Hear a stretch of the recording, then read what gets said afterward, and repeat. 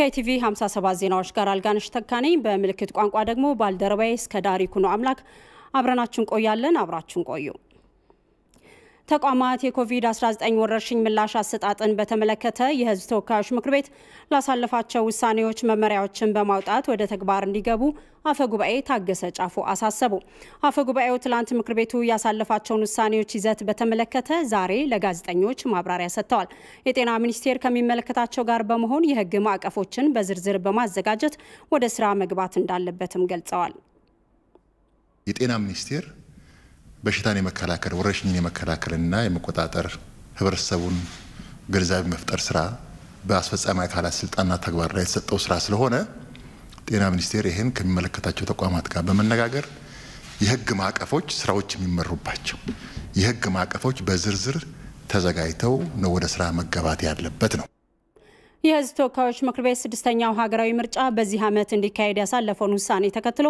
ምርጫ ቦርድ ስራ መጀመሩንም ጠቅሰዋል የምርጫ ቦርድ ከዛሬ ጀምሮ አስፈላጊውን ዝግጅት ያደረገ ይገኛል ከዚህ በመነሳት ሁሉም ተፎካካሪ ፓርቲዎች በድርጊት መርሃ ግብሩ ላይ ተወያይተውና መክረው በጋራ ተስማምተን ወደ ስራ የምንገባ ይሆናል ስለዚህ የመከላከል እርምጃውን እየወሰድን የፖለቲካ ስራችንንም ከምርጫ ጋር የተያዙ በርካታ ስራዎች ስላሉ የምርጫ ቅስቀሳው አለ መራጭ መዝገባው አለ ሁሉም እንደዚህ ሂደቶች በተሟላ መልኩ አሳታፊና ዲሞክራሲያዊ በሆነ መልኩ መፈጸም አለበት አቶ ታገሰ እንዳሉት ትምህርት ቤቶች ከመከፈታቸው በፊት እያንዳንዱ ትምህርት ቤት የጥንቃቄ መመሪያዎችን በማውጣት ዝግጁ መሆን ይኖርበታልም ብለዋል ትምህርት ሴክተሩን በሚመለከት በዝርዝር በየደረጃው ያለው አመራር በተገቢው መንገድ በውሳኔው መሰረት ግብረ ኃይል ተቋቁሞ እያንዳንዱ ትምህርት ቤት ለዚህ ብቁ መሆኑ እየተረጋገጠ ነው መከፈት ያለበት ማለት ነው ብቁ መሆኑን ትምህርት ቤቶቹ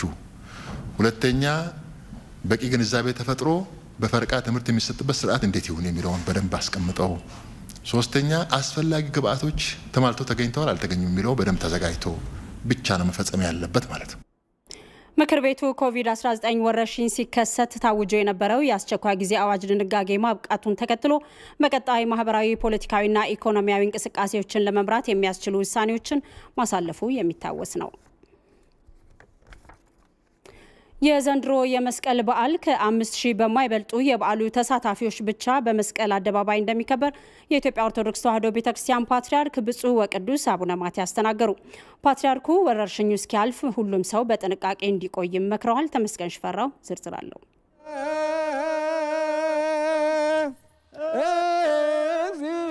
በኢትዮጵያ በድምቀት ከሚከበሩ ሃይማኖታዊና ባህላዊ ከሆኑ የአደባባይ ክብረ በዓሎች መካከል በኢትዮጵያ ኦርቶዶክስ ተዋሕዶ ቤተክርስቲያን አማንያን ዘንድ በልዩ ድምቀት የሚከበረው የመስቀል ደመራ በዓል ተጠቃሹ ነው።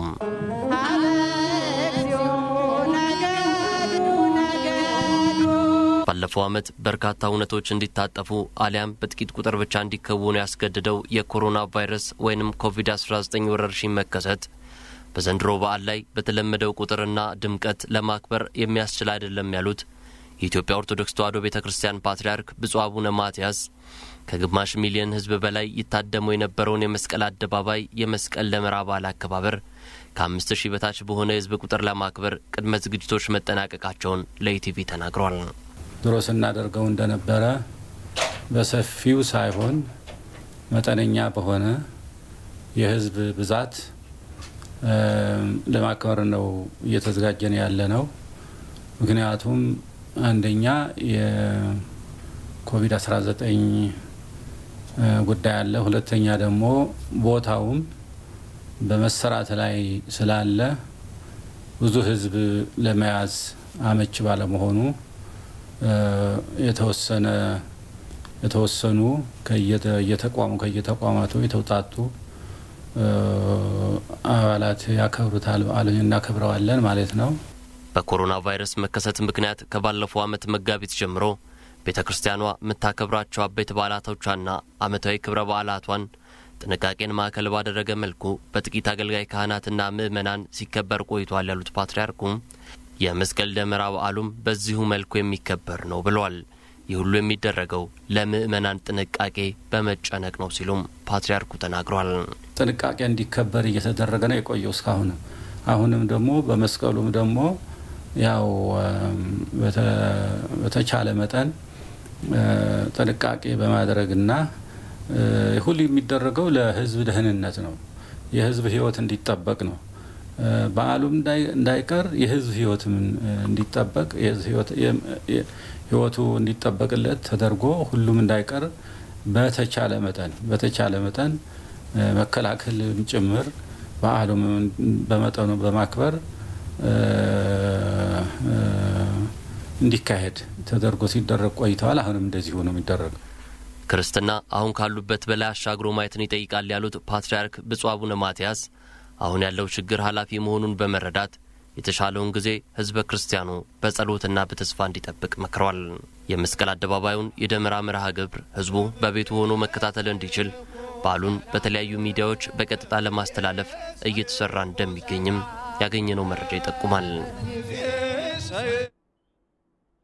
ምእመናን ከቀናት በኋላ የሚከበረውን የመስቀል በዓል ቤተክርስቲያናቷ የጤና ባለሙያዎች በሰጡት መመሪያ መሰረት ማክበር እንደሚገባቸው ተገለጸ።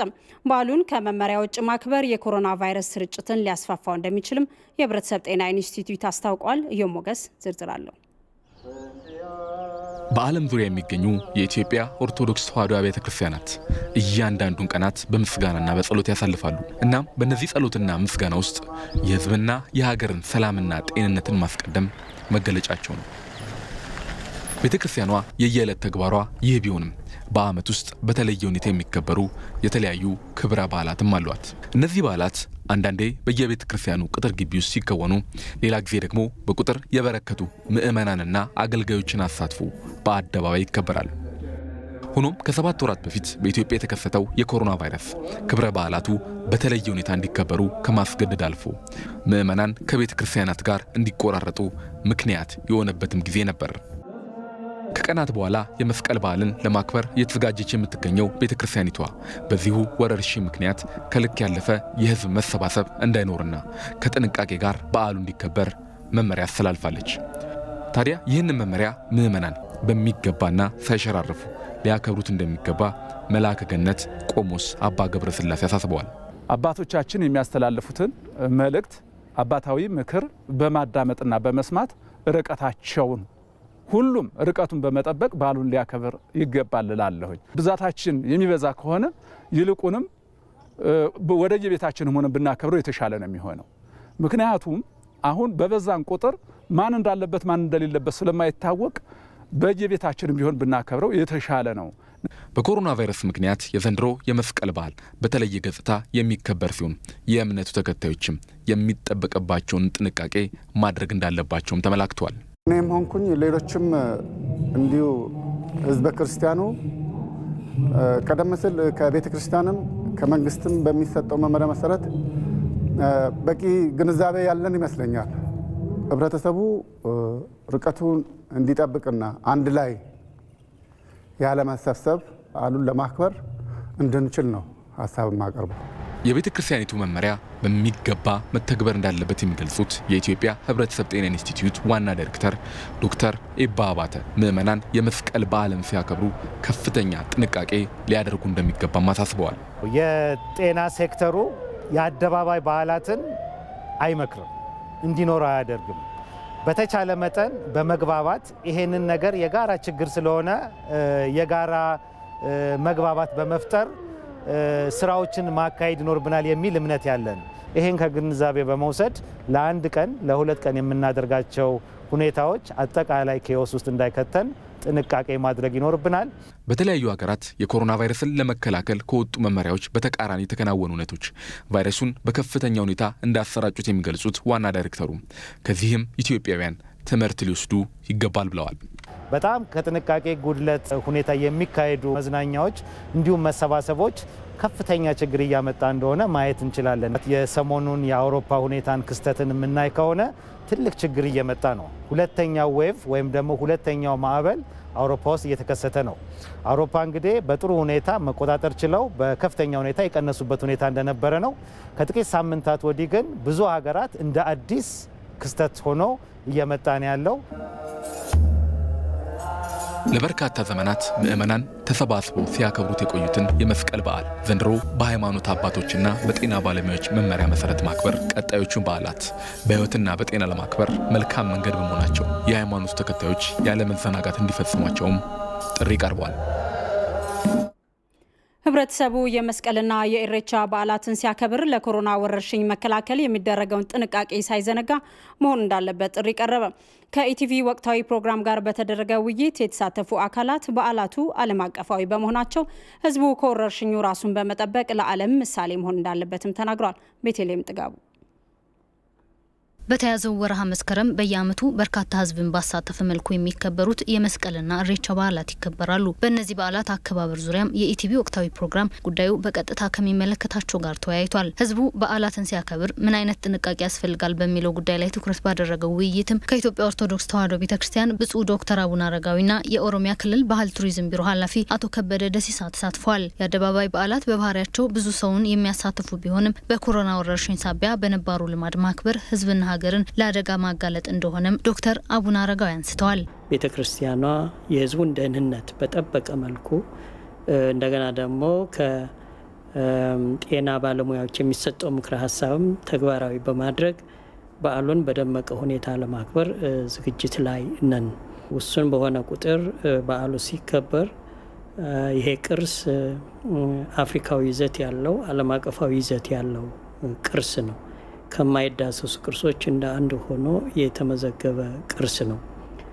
ስለዚህ በየዓመቱ የሥርዓተ አምልኮ አከባበር ወይም ስነ ስርዓት ባህሪውን ጠብቆ መከበር ይኖርበታል። በርካታ ህዝብ የሚሳተፍበት የኢሬቻ በዓልን ህዝቡ ከኮሮና ተጠብቆ እንዲያከብር አባገዳዎች በየደረጃው ከህዝቡ ጋር እንደመከሩ ያብራሩት ደግሞ አቶ ከበደ ደሲሳ ናቸው። በዓሉ ኢንታንጂብል ካልቸራል ሄሪቴጅ ተብሎ ነው ተመዝግቦ ያለው። ያን ይዘቱን እንዳያጣና በዓሉ እንዳይቋረጥም በተወሰኑ ሰዎች በተወሰኑ አባገዳዎችና ነፍንቄዎች እንዲከበር ይዘቱ እንዳለ ሆኖ ግን በጥቂት ሰዎች መሆን እንዳለበትና በየአካባቢው ያሉት አከባበርም ተመሳሳይ ይዘት እንደሚኖረው ወስኗልና እሱን አከባበሩ ኮሮናን በማያስተላልፍ መንገድ ሰው የሚገኝም ቢሆን ተራርቆ በትራንስፖርትም ሲመጣ ተራርቆ እዚህም ሲደርስ ተራርቆ ባህላዊ ክንዋኔውን እንዲፈጽም መልእክታቸውን አስተላልፈዋል። ከህብረተሰቡ ጋርም በየደረጃው ውይይት አድርገዋል። በዚህ ሁኔታ ይከበራል ብለን እንጠብቃለን። በዩኔስኮ የተመዘገበው የመስቀል ሃይማኖታዊ በዓል እሴቱን ጠብቆ እንዲከበር ህዝቡ ከራሱ አልፎ ለሌሎች በማሰብና ከበሽታው በመጠበቅ ኢትዮጵያዊ እሴቱን ለዓለም እንዲያሳይም ዶክተር አቡነ አረጋዊ ጥሪ አቅርበዋል። በዓሉም የእግዚአብሔርን ክብር የምንገልጥበትም በአደባባይ የምንመሰክርበትም ቢሆን እሱም የሰው ልጆችን ያዳነበትን ምስጢር እያሰብን ለሌላውም ህይወት መጠንቀቅን የምንማርበትም በዓል ነው። ስለዚህ በዓሉ በጥንቃቄ መከበር ይኖርበታል። ስለዚህ የአፍ ማፈኛ፣ የአፍንጫ ማፈኛ የመሳሰሉት አካላዊ ርቀት እነዚህ የሚሰጡ ምክሮችን ተግባራዊ ማድረግ የግልንም የሌላውንም ጤና መጠበቅ ነው። ዞሮ ዞሮ የሃይማኖት በዓል እንደመሆኑ መጠን የእግዚአብሔር እገዛ እንዳለው ሆኖ የሰው ድርሻም አለና ሰው እንዲያደርግ የተጠየቀውም የሚችለውን ነው። ከባድ ነገር አይደለም። የተሰጡ ምክረ ሀሳቦች የኢኮኖሚም ሌላንም አቅም የሚፈትኑ አይደሉም። ስለዚህ ይሄን እያደረጉ ሃይማኖታዊ በዓላቸውን ማክበር ይኖርባቸዋል። በተመሳሳይ በኢሬቻ በዓል አከባበር ላይ ህዝቡ ራሱን ከወረርሽኝ ለመጠበቅ የኦሮሞ አባቶች የሚያስተላልፉትን መልእክት በንቃት እንዲከታተልና እንዲቀበል ጥሪ ቀርቧል። የተለያዩ ክስተቶች በተከሰቱበት ወቅት ምን ያህል በአንድ ጊዜ ወረርሽኙ እንደ ሰደድ እሳት እንደተስፋፋ የቅርብ ጊዜ ትዝታ ነው። ይህንን መፍቀድ በሚሊዮኖች ሰው መጥቶ እንዲያክብር ማድረግ አገሪቷንም ለአደጋ ማጋለጥ ነው የሚሆነውና ህዝቡ አባገዳዎች የሚያስተላልፉትን የሃይማኖት አባቶች የሚያስተላልፉትን በመቀበል በያለበት አካባቢ እንዲከታተል አባም እንዳሉት በሚዲያ ይተላለፋል። በትንሽም ቢሆን ድምቀቱን ይዞ ስለሚከበር ስርዓቱን ይዞ ስለሚከበር ያንን ቤቱ ቁጭ ብሎ መከታተል ይችላል። በዓላቱ ለህዝቡ የአብሮነት መሰረቱ ነው እንዲቀጥሉ በመተሳሰብ እንዲከበሩ ተወያዮቹ አሳስበዋል። ዘንድሮ የሚከበሩት የመስቀል ደመራና ኢሬቻ በዓላት በሰላም እንዲከናወኑ አስፈላጊውን ዝግጅት ማጠናቀቁን የአዲስ አበባ ፖሊስ ኮሚሽን ገለጸ። ኮሚሽነር ጌቱ አርጋው በሰጡት መግለጫ በዓላቱን በሚከበሩባቸው ስፍራዎችና አካባቢዎች የጸጥታና የደህንነት ጥበቃ ስራዎች ይከናወናሉ ብለዋል። የመስቀል ደመራና ኢሬቻ በዓላት በአዲስ አበባ ከተማ ይከበራል። ይህን በዓል ፍጹም ሰላማዊ ሆኖ እንዲጠናቀቅ የአዲስ አበባ ፖሊስ ኮሚሽን ከፌደራል የጸጥታ አካላት ጋር በመሆን ሙሉ ዝግጅቱን ያጠናቀቀ መሆኑንና ለጸጥታ አካላት ኦሪንቴሽን ተሰጥቶ ወደ ስራ የተገባ መሆኑን ለመግለጽ ነው። በዓሉ ሰላማዊ ሆኖ እንግዲህ እንዲጠናቀቅ የምንሰራቸው ስራዎች የፍተሻና የአሰሳ ስራዎችም ተጠናክረው ነው የሚቀጥለው። እንግዲህ መላው የአዲስ አበባ ነዋሪ ህዝቡ ከዚህ በፊት እንደሚያደርገው የተለመደ ትብብር የሚያደርግበት ሁኔታ ጥሪ ማስተላለፍ እንፈልጋለን። በኮሮና ቫይረስ ምክንያት በዓላቱ በውስን ሰዎች እንደሚከበሩ ያብራሩት ኮሚሽነር ጌቱ አርጋው በዓሉን ለማክበር ወደ ስፍራው የሚመጡ ታዳሚዎች የተዘጋጀውን የመግቢያ ባጅ መያዝ እንዳለባቸው ማሳስበዋል።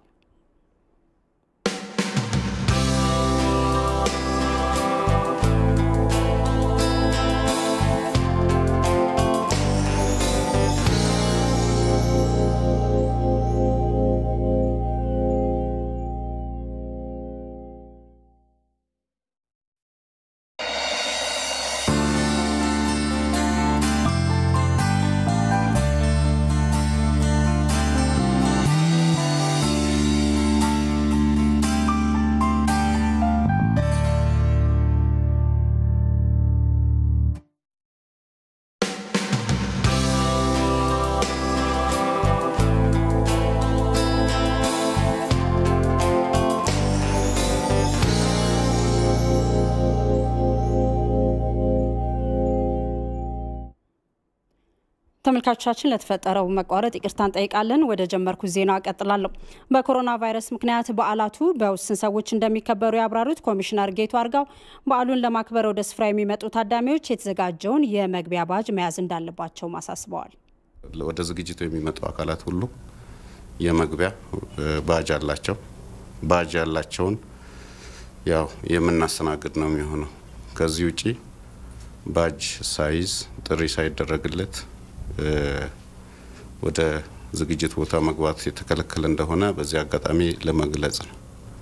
ይሄ ዝግጅት እንግዲህ በውስን የተሳታፊዎች ታዳሚዎች ጥሪ የተደረገላቸው እንግዶች እንዲከበር የተደረገበት ምክንያት የጤና ባለሙያ አስተያየት መነሻ በማድረግ የቫይረስ ስርጭት ተጋላጭነት እንዳይኖር ታሳቢ በማድረግ ነው። ሪፖርተራችን ይድነቃቸው ሰማው እንደዘገበው የአዲስ አበባ ከተማ ነዋሪ አጠራጣሪ ነገሮችን ሲመለከት በኮሚሽኑ የመረጃ ስልክ ቁጥሮች 991 እና 011 11 01 11 ደውሎ መረጃ በመስጠት እንዲተባበርም ጥሪ አቅርቧል። በበዓሉ ወቅት ርችት መተኮስ፣ ያልተፈቀዱ ሰንደቅ ዓላማዎችና ሌሎች የበዓሉን አከባበር የሚያስተጓጉሉ ድርጊቶች ማድረግ ፈጽሞ እንደማይፈቀድም ኮሚሽነሩ አሳስበዋል። በዚህ በዓል ምንም አይነት በዚህ መንገድ ህዝብን ከህዝብ ብሔርን ከብሔር ሃይማኖትን ከሃይማኖት የሚያጋጭ አንድም አይነት መልእክት መተላለፍ የለበትም። የጸጥታ አካሉ የፖሊስ አካሉ በሙሉ በዚህ መንገድ ጸጥታ ሊያደፈርስና ህዝብን ለህዝብ የሚያጋጭ አይነት ጉዳይ ሲተላለፉ በቁጥጥር ስር የማዋልና የማጣራት በህግም ተጠያቂ ማድረግ ስራ እንዲሰራ ተልዕኮ በግልጽ የተሰጠ መሆኑን እንዲታወቅ እንፈልጋለን። የቲቪ 57 ዜናዎቻችን እንደቀጠሉ ናቸው። ባለፈው ሳምንት በአዲስ አበባ ከተማ የተጀመረውን ነባሩን የብር ኖት በአዲስ የመቀየር ሂደት በክልሎችም እየተከናወነ ይገኛል። የገንዘብ ቅያሬውን ለማከናወን የሚያስችል መመሪያ ወጥቶም ተግባራዊ መሆኑ ይታወቃል። በአብዛኛው አዲሱን የብር ኖት የመቀየር ሂደቱ ስኬታማ በሆነ መንገድ እየተከናወነ ቢሆንም አልፎ አልፎ የግንዛቤ ክፍተት መኖሩን የኢትዮጵያ ብሔራዊ ባንክ ገልጿል። አዲሱን የብር ኖት ለመቀየር የወጡ መመሪያዎች የብር ኖቱ መቀየር ኢኮኖሚያዊ ጠቀሜታና ተያያዥ ጉዳዮችን በተመለከተ ባልደረባችን ጌታቸው ባልቻ ተከታዩ መረጃ ያቀርብልናል። አመሰግናለሁኝ አልጋነሽ። እንግዲህ ነባሩን የብር ኖት በአዲሱ የመቀየር ሂደት ባለፈው ሳምንት በኢትዮጵያ ንግድ ባንክ አዲስ አበባ ቅርንጫፍ መጀመሩ ይታወቃል በይፋ ማለት ነው። እንግዲህ በአዲስ አበባ የተጀመረው በመላ ሀገሪቱም በዚህ ሳምንትም ቀጥሎ እየተከናወነ ይገኛል። እንግዲህ ነባሩን የብር ኖት በአዲሱ የመተካት ሂደት የሚመራባቸው መመሪያዎችንም ብሔራዊ ባንክ አውጥቶ ተግባራዊ ማድረጉ የሚታወቅ ነው። መመሪያዎቹን ስንመለከት እንግዲህ እስከ 5000 ብር ያላቸው ሰዎች ጥሬ ገንዘብ ይዘው ሄደው በባንክ ቅርንጫፎች መቀየር ይችላሉ። በመመሪያው መሰረት ከ5000 ብር በላይ የሚቀይሩ ሰዎች ግን የባንክ አካውንት ካላቸው በአካውንታቸው ከሌላቸውም አውጥተው ነባሩን የብር ኖት ወደ አካውንታቸው ያስገባሉ ማለት ነው። ከዛ በተጨማሪ ሌሎች መመሪያዎችን ስንመለከት እንግዲህ ከ100,000 ብር እስከ 1.5 ሚሊዮን ብር ያላቸው ሰዎችም በጥሬው ገንዘብ ይዘው ወደ ባንክ ሄደው መቀየር የሚችሉበትም መመሪያ ወጥቶ ተግባራዊ ተደርጓል ማለት ነው። እንግዲህ ከ1.5 ሚሊዮን ብር በላይ ያለው ድርጅት ከዚህ ጋር ተያይዞ እንግዲህ የዕለታዊ ሽያጩን መንግስት ማጣሪያ በማድረግ እንግዲህ ዕለታዊ ሽያጩ ይሄ መመሪያ ከመውጣቱ በፊት ምን ያህል ነው የሚለውን መንግስት የማጣራት ስራ እንደሚያከናውን በመመሪያው ተገልጿል ማለት ነው። እንግዲህ ከዚህ ጋር በተያያዘ ማንኛውም ግለሰብ ራሱ የራሱን ብር ለሌሎች ሰጥቶ መቀየር አይችልም። ራሱ በባንኮች ቅርንጫፎች በመቅረብ ነው መቀየር ያለበት ይላል መመሪያው ማለት ነው። ከዚህ በተጨማሪ እንግዲህ የብር ኖቱ የተቀየረበትን ኢኮኖሚያዊ ምክንያቶች ስናነሳ እንግዲህ የኢትዮጵያ ከባንኮች ውጪ ያሉ ገንዘቦችን ወደ ባንክ ስርዓት በማስገባት የኢኮኖሚ መረጋጋትን ለመፍጠር እንዲሁም የዋጋ መናርን ለመከላከል እንደሚያግዝ ነው የተገለጸው። ከዛ በተጨማሪ እንግዲህ ወደ ውጪ የሚሄዱ ሰዎች ለምሳሌ ኢትዮጵያውያን አሽከርካሪዎች ጅቡቲ ሲሄዱ እስከ 30,000 ብር ይዘው መሄድ ይችላሉ።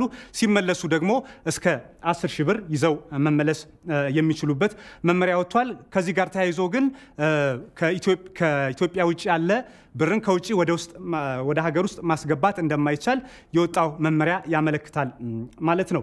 እንግዲህ ከዚህ ጋር ተያይዞ የወጣው መመሪያ የሚያስረዳው እንግዲህ አልጋነሽ ከዚህ ጋር ተያይዞ ህብረተሰቡ እነዚህን መመሪያዎች በማክበር ነባሩን የብር ኖት በአዲሱ መቀየር እንዳለበት ነው የተገለጸው። እንግዲህ ባለ 10፣ 50 እና 100 ብር የብር ኖቶች ቀድሞ የነበሩት ማለት ነው በአዲስ ተተክተዋል። 200 ብር የብር ኖት ደግሞ አሁን ከዚህ ቀደም ያልነበረ በስራ ላይ ውሏል ማለት ነው። ኢትዮጵያ እንግዲህ እነዚህን የብር ኖቶች ተግባራዊ ለማድረግ ከፍተኛ ወጪ አውጥታለች። እስከ 3.7 ቢሊዮን ብር ወጪ ተደርጓል። 2.9 ቢሊዮን ብዛት ያላቸው የብር ኖቶች ናቸው የታተሙት። እነዚህ የብር ኖቶችም አጠቃላይ ዋጋቸው 262 ቢሊዮን ብር ያህል ነው ማለት ነው። አልጋነሽ፣ ለጊዜው ያለኝ መረጃ ይሄ ነው። አመሰግናለሁ ጌታቸው። ዜናዎቻችን ይቀጥላሉ። በአዲስ አበባ የሚስተዋሉ ከመሬት ከጋራ መኖሪያ ቤትና ከመልካም አስተዳደር ጋር የተያዙ ችግሮችን ለመፍታት የመፍትሄ እርምጃዎች እየተወሰዱ መሆናቸውን የአዲስ አበባ ከተማ አስተዳደር ምክትል ከንቲባ አዳነች አቤቤ ተናገሩ። ከንቲባዋ ከተለያዩ የህብረተሰብ ክፍል ከተውጣጡ የከተማዋ ነዋሪዎች ጋርም ተወያይቷል። ሩት ወርቁ ዝርዝር አላት። የአዲስ አበባ ምክትል ከንቲባ ወይዘሮ አዳነች አቤቤ ከተለያዩ የማህበረሰብ ክፍል ከተውጣጡ የአዲስ አበባ ነዋሪዎች ጋር በከተማዋ ስላለው ወቅታዊ ሁኔታና የልማት ስራዎች ዙሪያ ውይይት አካሂደዋል። በከተማዋ የሚስተዋለውን የመሬት ወረራ እንዲሁም የጋራ መኖሪያ ቤቶች ችግርና የመልካም አስተዳደር ችግሮችን ለመፍታት እርምጃዎች እየተወሰዱ መሆናቸውን ምክትል ከንቲባ ወይዘሮ አዳነች አቤቤ ገልጸዋል። በተለይ ደግሞ ከስርቆት ከሌብነት ጋራ እነዚህ ትልልቅ ስራዎች እጅግ በጣም አገራችንን ከተማችንን ሊለውጡ የሚችሉ መሰረታዊ ለውጥ በኢኮኖሚው በማህበራዊ በገጽታችንም ሊያመጡ የሚችሉ ትልልቅ ስራዎች እየሰራን፣ በሌላ በኩል ደግሞ በስርቆት በሌብነት በተደራጀ መንገድ እየተሰራ እነኚህን ትልልቅ ስራዎች እንዳያጎድፉብንና እንዳይጥሉን ጥንቃቄ እያደረግን እየፈተሽን መሄድ ስላለብን በዛ በኩልም የተጀመሩ ስራዎች አሉ። በተለይም ከመሬት ጋራ ከጋራ መኖሪያ ቤቶች ጋራ ተያይዞ ያሉ የተነሱ ቅሬታዎችን ሁሉ ለቅመን ጋራ ኮሚቴ አደራጅተን በየክፍለ ከተማው በየወረዳው እያያችሁ መሰለኝ ሰሞኑን የተጀመረ የማጣራት ስራ አለ። ሰፋፊ መሬቶችም የታጠሩት ላይ በዚሁ ሳምንት ምናልባት ነገ ኮሚቴዎቻችን ይሰማራሉ። ከማህበረሰቡ የሚነሱ የልማት ጥያቄዎችን ለመመለስ በርካታ ፕሮጀክቶች መጀመራቸውንና ኢኮኖሚያዊና ማህበራዊ ቀውሶችን ለመቀነስ እየተሰራ መሆኑንም ምክትል ከንቲባዋ ገልጸዋል። ማህበራዊና ኢኮኖሚያዊ ችግሮችን ደግሞ ሊፈቱ የሚችሉ በየክፍለ ከተማው እየተሰሩ ያሉ ከ1000 በላይ ፕሮጀክቶች አሉን። ዘንድሮ አዲስ የምንጀምራቸውንም ጨምሮ ማለት ነው። አዳዲስ ፕሮጀክቶችን ለመጀመር ዝግጅት እያደረግን ግማሾቹ ጨረታ ደረጃ ላይ የደረሱበት ሁኔታ ነው ያለው። በአዲስ አበባ ያለውን ኢኮኖሚያዊ ሁኔታ ለማሻሻል በየደረጃ ያለው አመራር ከማህበረሰቡ ጋር በቅንጅት ሊሰራ እንደሚገባ የአዲስ አበባ ብልጽግና ጽህፈት ቤት ኃላፊ ገልጸዋል። ጫና አለ። ከጤና ጋራ ከኮቪድ ጋር የተያዙ ችግሮች አሉ። በየደረጃው የአገልግሎት አሰጣጥ ችግሮች አሉ። እንደዚሁም በተለያየ መንገድ የሚነሱ የአገልግሎት አሰጣጥ ችግሮች በርካታ ናቸው። እነዚህን ችግሮች በጋራ ባለቤት በመሆን ለመቅረፍ እናንተም ባለቤት ሆናችሁ እንድትንቀሳቀሱ ከነገ ጀምሮ በየደረጃው ከማህበረሰቡ ጋር የተለያዩ የውይይት መድረኮች ይደረጋሉ ተብሏል። የውጭ ዜና እየተካሄደ በሚገኘው የተባበሩት መንግስታት ድርጅት ጠቅላላ ጉባኤ ውይይት በተደረገበት የመካከለኛው ምስራቅ ጉዳይ ላይ አዲሷ መካከለኛው ምስራቅ እውን እየሆነች ነው ሲሉ የአሜሪካው ፕሬዝዳንት